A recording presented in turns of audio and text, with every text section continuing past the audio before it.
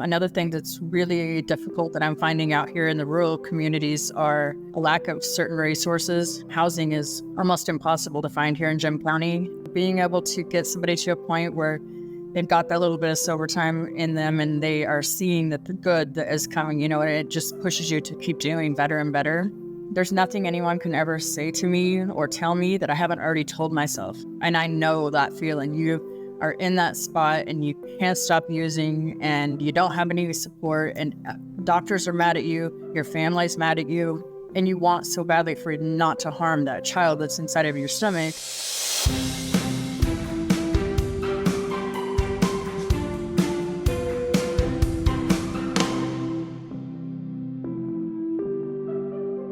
Hey everybody, this is Jen and Brad from Cornerstone Whole Healthcare Organization, and you're listening to the Life Support Podcast, the show that covers everything healthcare, from behavioral health to substance use recovery and much more. Today we're talking about peer recovery coaching with Samantha Tackitt, who is a peer support specialist at Emmett Family Services serving a rural population north of Boise. We'll discuss everything there is to know about peer recovery coaching and peer support in Idaho. Thank you for joining us, and let's just jump into our conversation. Right. So here at Life Support, we like to start with introductions. So name, pronoun, where you live, what you do for fun, and what do you do for work? So my name is Samantha Tackitt, and pronouns are she, her. I live in Boise, Idaho, and some things I like doing for fun, spending time with my teenage daughter, and anything horses. I like riding horses, showing, competing, horse racing. And I work for Emmett Family Services as a peer recovery coach, peer support specialist, and I also drive Uber on the side. It's so wonderful to have you on with us, Samantha. We'd just love to learn a little bit about how did you learn about peer recovery coaching and what has that process been like so far for you as a coach? So I'll kind of go back through like a quick rundown of my life story. I started using drugs at a young age. The addiction kind of just took me in a really bad spot in my life and couldn't really get out of it. Didn't have a whole lot of resources available to me that I knew of to be able to stop, and ultimately ended up in federal prison for 7 years. Left my daughter when she was 3 years old and went to prison. When I got out, I had been taking some classes while I was in prison, trying to better myself. When I got out, I went to a halfway house, and my drug counselor, she is also a peer support specialist and peer recovery coach. So she encouraged me to start taking college classes. And she's also an instructor at the college that I go to. And so I started taking classes with her and got my peer recovery coach, peer support specialist licenses, and have continued my education and still continuing my education now. And then she was able to place me where I'm at here at Emmett Family Services. First of all, congratulations on recovery. And I know that's a hard thing to do and go through. And thank you for sharing your story. I know that not a lot of people like to do that or can be uncomfortable, but it is something that can help others to know that there are other journeys to go out down, other pathways. So yeah, thank you so much for sharing. I guess my question would be, what's the biggest challenges you faced as a peer recovery coach? I feel like getting peers engaged. I know for myself, it was treatment's scary. Are you ready to stop? What stage of change are you in? So kind of helping them figure out what stage change they're in, getting them engaged in wanting to change, and that can be challenging at times for sure. Another thing that's really difficult that I'm finding out here in the rural communities are a lack of certain resources. Housing is almost impossible to find here in Gem County, and it becomes very frustrating because, these people would like to change their lives around, but the opportunities are not always available to them, and that's definitely a challenge. And then a huge one for me as a peer support specialist is boundaries.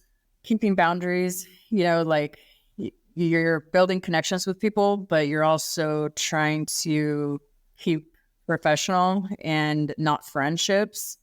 And it's kind of in our nature to go ahead and, be, let me help you out. We're friends, so that's been really challenging. Keeping up with your ethics and ethical dilemmas is definitely another challenge. Peer support, being new to Idaho, The training is sometimes, a little bit limited. I've been getting some great resources for training. And so I've been able to attend a lot of trainings, and it's been really great learning and networking with other peer supports, other people in the recovery community and different treatments has been helpful too. Biggest thing too is self-care. It's emotionally hard to watch people be in pain and go through the things that I remember going through. And so I know that it's very important for me to put my sobriety first in order to be able to, help people walk through their journey in recovery. So, well, that makes sense. I guess to put it not so only on the cons, what about the pros? What brings you satisfaction in your work? So definitely seeing people change their lives around and all the blessings that come to their lives when they get sober. I know I can always sit back and look at my life and I'm like, man, this happens good. And it just keeps coming, And so being able to get somebody to a point where they've got that little bit of sober time in them and they are seeing that the good that is coming, and it just pushes you to keep doing better and better. So that's a wonderful, amazing thing to see. And I've been able to, here where I'm working, I've been able to start with someone who's at the very beginning of their drug use and they're getting off of drugs and they're getting in recovery. And I've been able to see the changes in their lives. And it is it's so rewarding and it's like a spiritual paycheck, it's really wonderful. The connections with people are awesome. Being able to connect them with other recovery centers, being able to help them find people in recovery to connect with is super cool. Sitting with others and their, journey also helps me in my own sobriety, It helps remind me of, where I was, and also, how I want to continue moving forward. Giving them the tools that they need and not judging them. I know what it feels like to be in, the stigma around mental health and drug use, and being able to help them be treated the way they should be able to be treated and advocate for them is really great. Working with probation and parole, never thought that I would be on this side where I'm actually advocating for people who are, in recovery. And that's really wonderful. I think the main thing too is linking, I'm the person who links these people to all of the different resources and different connections. And I think that's a really wonderful feeling to be able to do that for people. Thank you so much for sharing that. And the meaning, the purpose behind what you do is very evident as you talk about it. And you did share a little bit about some of those community organizations that you kind of partner with. Maybe you can talk to us a little bit about how that happens. How do you establish those relationships and linking with those resources, what that brings to the individuals in recovery that you work with? Working here at my family services has given me an opportunity to work with CEHU, and they've linked us with some grants that have been available and link us with the hospitals, doctors' offices, jails, prisons. When somebody's coming or presenting in the emergency room, going there and being there with them and not letting them fall through the cracks, getting them right into peer support so they're not going home oh man, I can't do this, and, continuing. And it's been very successful in bringing people to where they're not presenting in the emergency room every week because, we've been able to help them and it's been really great. And then also, of course, I mentioned working with probation and parole, being able to get people, when they're coming straight out of prison, straight out of jail, sometimes they don't have any resources. We're there to, help them before they go back out to where they were and what got them in there in the first place. Thank you so much, Sam. I really love how that connection piece is so central to what you do. Not only being that recovery coach, but almost kind of like a navigator, a support, helping people understand what is available. And you also kind of brought up one of the connections back to Cornerstone and some of the work that we've been doing there. So we are starting, that new kind of initiative, working with pregnant women with SUD. Maybe you can just talk to us a little bit about how you plan to incorporate your skills specifically with those individuals. Yeah, so this is a really exciting opportunity for me. With my own lived experience, I unfortunately was pregnant and I was using drugs while I was pregnant, and I lost custody of my child permanently. She was adopted to my mother, so because of that use. And I know what it's like. I've been there before, and I have been doing a little bit of training on it. And one thing that I watched in a training the other day that just really like hit home for me was like, this lady was like, there's nothing anyone can ever say to me or tell me that I haven't already told myself. And I know that feeling. You are in that spot and you can't stop using, and you don't have any support, and doctors are mad at you. Your family's mad at you. And you want so badly for you not to harm that child that's inside of your stomach, but you don't maybe have the resources to help, get you clean and sober. And so super excited about that. I think that I would be a great benefit to be able to just sit with somebody and be like, hey, I know this is what you're probably feeling. I've been there before. What can we do? These are some things that maybe helped me get my life together. But if not, just sit with them where they're at and, let them know that, I'm not there to judge them. And also advocate for them as well, because it's frustrating. And I understand for people who haven't been there, they don't understand, they don't get it, and so I think that's going to be super helpful too. I think that's the amazing part about this is that there's always something to be said about when you've been through it as well, and you're like helping the same a person that's been in a similar situation. There's just so much credibility and authenticity that goes behind that you get better outcomes in that way, right? So that's amazing that you can support these women in this case for this project. I guess one of my questions would be if there was one or two things or even three things that you wish people would know more about, either recovery coaching or recovery in general, or even addiction, what would that be? I wish that people would know to, like, if you see a loved one and something's not right, reaching out, maybe not enabling or rescuing them. I think I know from my own personal experience, I always had my family there to rescue me from everything. And when I got to the point where I was at, there was no rescuing me. And then I was like, oh man. It's hitting the bottom. Is that what you were saying? Like once you hit that bottom and nobody was there to have that safety net, that was what helped you move forward, right? Yeah.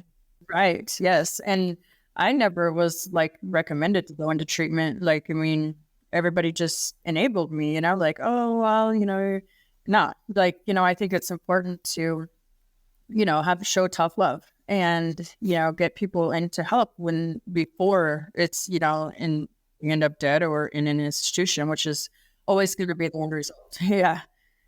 I think having the tough conversations with, family and loved ones, this is something that you're struggling with. Let's get you some help.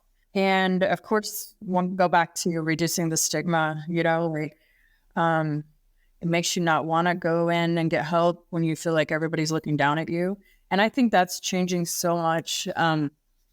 As I said before, I drive Uber, so I spend a lot of time talking to doctors and lawyers and police officers because they're in my car first, And so when I'm able to discuss my story with them, it's surprising how almost everybody's touched with some kind of mental health or addiction, and maybe not them directly, but somebody that they know. And, I'm excited that the world is starting to see that, and so making changes to the stigma that there is, for substance use disorders and mental health is something that I wish people would know about, addiction. Yeah, that's definitely, I think we are definitely moving in the right direction with addiction and the stigma around it. It's not the bad in the person that they're making this decision. It's just like a disease, right? So I think that's getting much better, that it's not like, you don't have the same stigma with diabetes, right? Like some people are born with diabetes, some people are born with addiction. They just don't know it until certain things trigger it, right? My other question that I had that we thought of was, what's your biggest barriers to recovery, or what are the biggest barriers, not your barriers, but in general for anyone that's going through recovery? So I would say education, knowledge about what things are available, what resources are available to people, who are going into recovery, limitations of rural areas and their resources, definitely a barrier.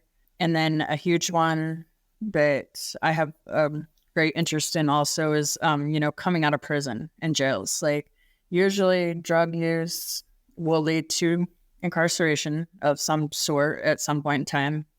And so you're in there, you do your time, your punishment, you get out, and only thing you know, a lot of people, the only thing they know, that's what they've done all their lives. They'd have no other, opportunities. And so they get out and go back to the same thing that they know. And then they're back in and they're being punished for it again. And it's just like a vicious cycle that never ends. And so I think that is definitely, there's a lot of work that could be done with that. I see the difference in the state prison versus the federal prison, because I was in federal. And so I see the success rate when you get out, like, there's certain things that are done that, make it be a totally different scenario when they get out, I think those are really great points and kind of hitting that nail on the head with those barriers to recovery.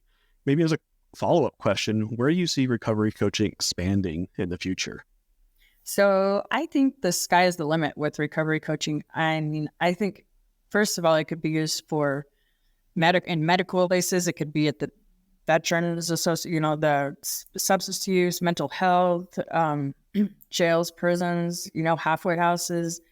I mean, pretty much anything that you could use your lived experience, that makes a huge difference in, knowing and understanding these people and having been in the same spot that they're in, because I know had somebody that maybe hadn't ever experienced what I went through come to me and tell me, oh, you need to get sober, or, oh, you need, like, okay, but you don't know what it's like. And then being able to use the tools that I've used, personally, to get myself sober. When I start feeling triggered, when I start, having a bad day, what kinds of things can I share with them that pull me out of that? Even like the grants, and I know funding is always an issue, and somebody being willing to help put the grant together and help put these possibilities together. And then we all just work together as a team, and it's going to be a great, great future, I think. Yeah, I totally agree.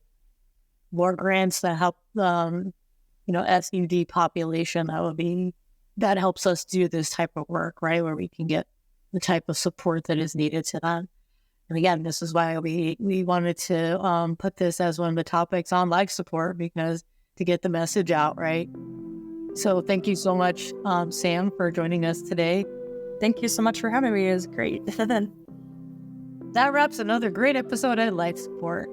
Thanks again to Samantha for speaking with us today, and thank you for listening. If you want to help us spread this important information to more people, please like, comment, and share this video or podcast, however you're watching or listening to us. And if you don't want to miss out on any more episodes like this, please remember to subscribe. You can leave comments with any ideas or future topics or something that you'd like to learn more about. Until then, remember to help each other with a little life support.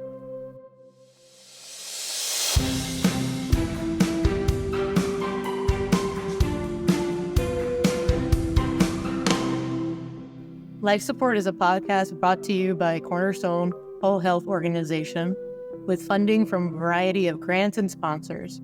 This episode was hosted by Jen Clark and Brad Raburn, with Anthony Leong as producer and editor.